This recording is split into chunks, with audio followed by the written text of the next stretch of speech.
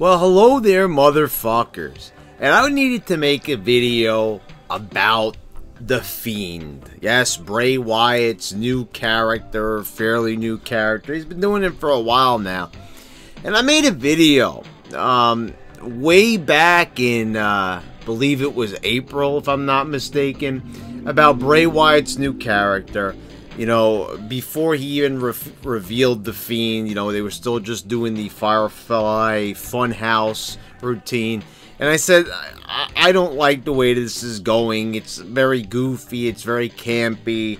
And everyone was like, well, give it a chance. You know, you're already, you know, jumping down its throat. It's like, forgive me for being a realist. Forgive me for being negative when I already know that, you know, over the past decade, they've ruined basically every single thing that they've touched as a company, WWE. So, you know, forgive me for a moment if I, you know, can't seem to, you know, appreciate something. Now, I said Bray Wyatt's a talented guy. The way how he's handling is good. I'm not going to say that the promos are bad. He's handling the character. I get it, you know, the schizophrenia of Bray Wyatt's playing into the psyche. And, you know, every single month, you know, since that video's been out, people have been like, oh, you're judging it. You know, you judge it too early because it's good. It's not good.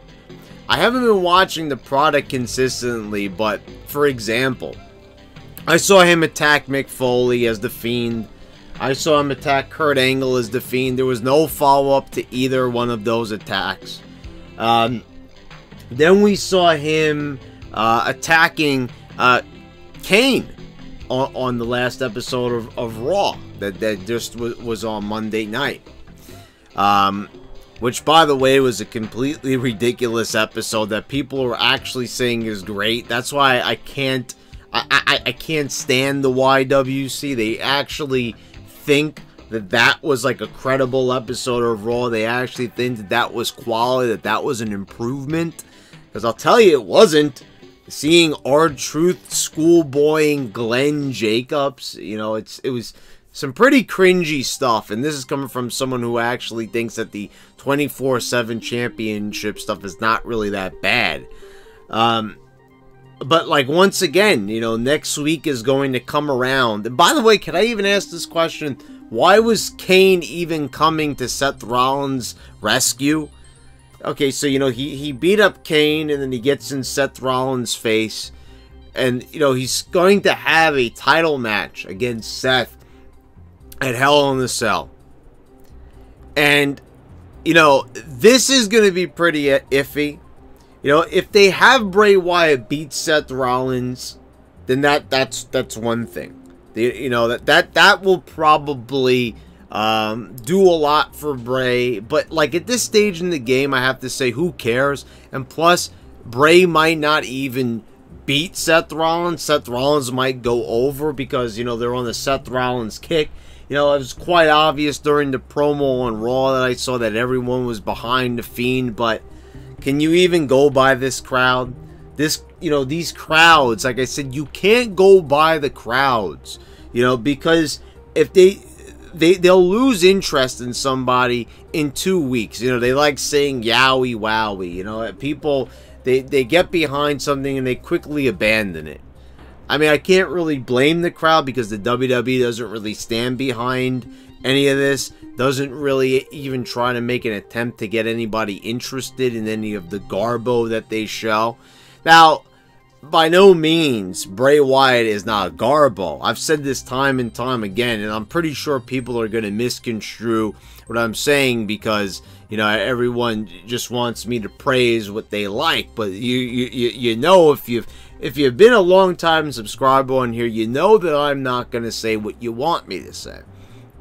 What I'm saying here is there was nothing wrong with the way Bray Wyatt was before. There was no reason why he couldn't have beaten John Cena at WrestleMania 30 and went on to become a WWE champion. There was no reason, you know, why Bray Wyatt, when he finally won the WWE title, you know, in 2017, there was no reason why Bray Wyatt couldn't have went on to be a big deal then. You know, okay, they messed up. There was no reason why Bray Wyatt and Matt Hardy shouldn't have had an epic feud. There was no reason why Matt Hardy and Bray Wyatt should have not went on to have an epic tag team title run. But all those things were failed. So why? Why is The Fiend going to be any different? Because he's got a really scary Party City mask on? And I will admit, when they show him there with the mask and the lights were going black, you know, it was pretty scary, him standing behind Kane. You know, it had a nice effect.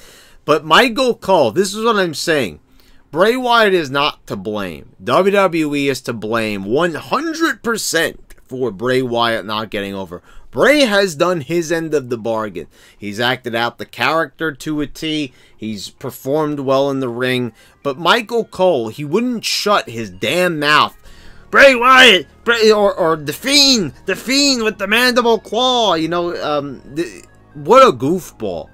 This is a guy that, you know, you could cycle all the way back to WrestleMania 15, where I talked about Michael Cole in my 2-hour special. Go watch my 2-hour spectacular where I bury the entire WWE roster. I just posted it the other day, so go check that out if you haven't already. It's like 2 videos ago. When I came to Michael Cole, I talked about WrestleMania 15 and how he ruined the Boss Man and Undertaker Hell in the Cell finish. You know, a guy's getting hanged and Michael Cole is acting like it's an everyday occurrence. How much better would that segment would have been without the follow-up or not? How much would it would have been in the moment? I probably would have praised it if he shut his damn mouth and didn't ruin it. It would have been better silence. I mean, we clearly see what's going on, but he's got to call the moves and everything. Now, I get that that's probably not his fault. It's also Vince McMahon telling him to do that. But, I mean, whoever's fault it is, it's garbage, and I blame the WWE, I blame the WWE management, I blame the decision makers. I mean, this is a complete abomination. You look at that segment. He's attacking a guy who he's not even gonna, you know, have a feud with. He just came because he's a legend, so he's gonna get heat by beating up a legend. So that makes sense, right? You know, let's just, like, it doesn't work that way anymore. It never worked that way. You have to follow up on things. You can't just have Bray Wyatt beating up on random legends. Oh, he beat up Mick Foley, Kane, and Kurt Angle, so now he's over. No, that's not how it works. This guy should have been over back in 2013, back in 2014, the latest. There's no reason. Bray Wyatt has the look. He has the demeanor. He's got the in-ring ability. He's got the promo skills. And they've switched him around to being a heel, being a babyface, and now I don't know if he's supposed to be some type of weird tweener character. I do like that element to it, where you're not really sure if he's a face or a heel. He's kind of both ways because the crowd is rooting for him, so he's sort of like an anti-hero. I don't know, but I know they're going to ruin it. And like I said, I will not be surprised one little bit if Seth Rollins goes over Bray, because the excuse there is going to be that, oh, you know, we built up Bray and now, you know, Seth Rollins got a strong victory over him. So this is what I'm saying, guys. Do not be surprised at all when The Fiend epically fails. And the thing is, like I said, I'm not that crazy about The Fiend because, first of all, what have we really done to Bray Wyatt's character? Okay, we have, you know, Bray with the bright, you know, and cheery personality, you know, and then he switches over to the dark and menacing Fiend. Okay, so that's a nice juxtaposition. You know, it's a nice little schizophrenic act that's going on there, you know, but there's not really a lot of depth to it. You know what I'm saying? That guy just appears on the Titantron and it feels very distant. Don't you guys kind of notice that? It would be one thing if he was like in the ring and maybe he disappeared and became the Fiend. I mean, that might be a little campy, but it would be appreciated. It would definitely show some great production values, how they could pull that off, you know. They could just do the smoke and the trapdoor routine and it would probably look pretty cool. But instead, they got to keep, you know, Bray Wyatt, the Firefly Funhouse character's got to be, you know, on the Titantron the whole time, completely taking you out of the whole entire experience and character. So, you know, then they just randomly show The Fiend and he just pops out of nowhere. And see, that's the other thing that's troublesome. McMahon just got done saying that Bray Wyatt's Fiend character is going to be a sometimes character because he doesn't want to wear it out. So if they make him Universal Champion, wouldn't that be considered, you know, wearing it out because he's going to have to be on TV all the time then? So that's why I would not be surprised. And plus, like I said, it's just a mask. There's not really a lot else. It's pretty much the same character. You know, creepy Bray. There's no reason why we need to cover up the guy's face. You know what I mean? We already know who he is. It looks completely ridiculous that this guy has been here for 6 years already.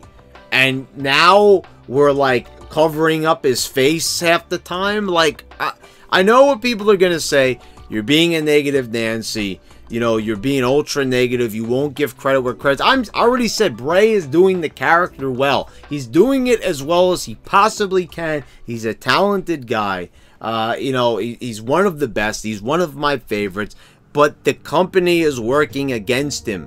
You can't have a good character if you don't have good creative. When you have a crappy announce team that's ruining your segments. And they're just having you go out there and beat up on random legends.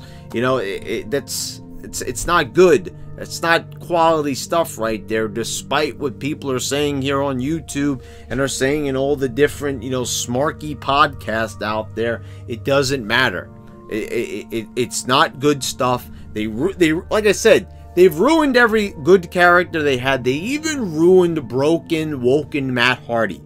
So, I mean, like, what does that tell you? And plus, they've been ruining Bray Wyatt for years. They've been burying him. And, you know, like, once again, we stand around and hope for the best. Why are we standing around and hoping for the best when we already know what the result is going to be? It's me, once again, being a realist here, but people are going to get mad. They're going to thumbs down the video. But once again, I don't care. If you enjoyed the video, that's fantastic. If you disliked the video, then by all means, hit the dislike button. At least you're engaging here on this channel. I appreciate it. But for everyone else, please subscribe if you haven't already. Click the bell so you get all the notifications when I post all my new videos. Guys, go follow me over on my Twitch channel. So, you know, you'll always be there and you'll get notified when I stream over on Twitch. That's twitch.tv/TheBradRulesLive.